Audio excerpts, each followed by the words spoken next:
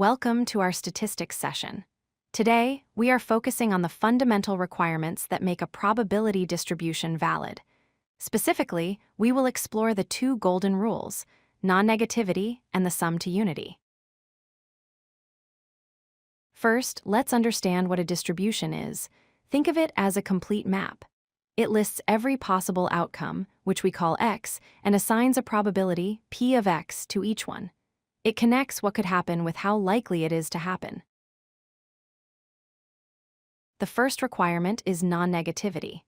This means the probability of any outcome, represented as p of x, must be greater than or equal to 0. You can have a 0% chance, which means something is impossible, but you cannot have a negative chance.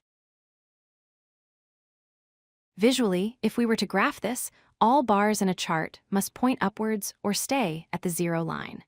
A bar dipping below the axis into negative territory violates the laws of probability. Negative probability simply does not exist in the real world.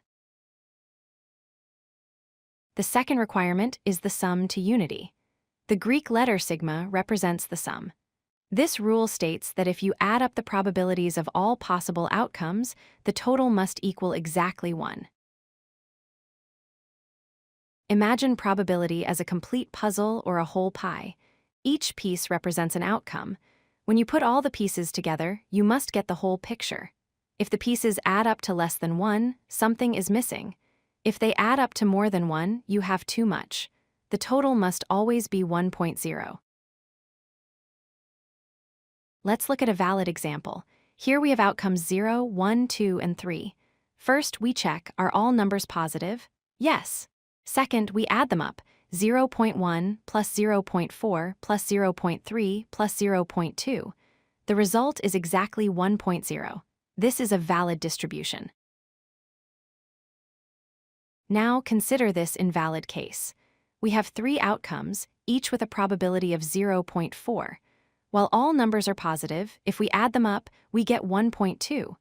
Because the sum is not 1, this table is mathematically incorrect and invalid.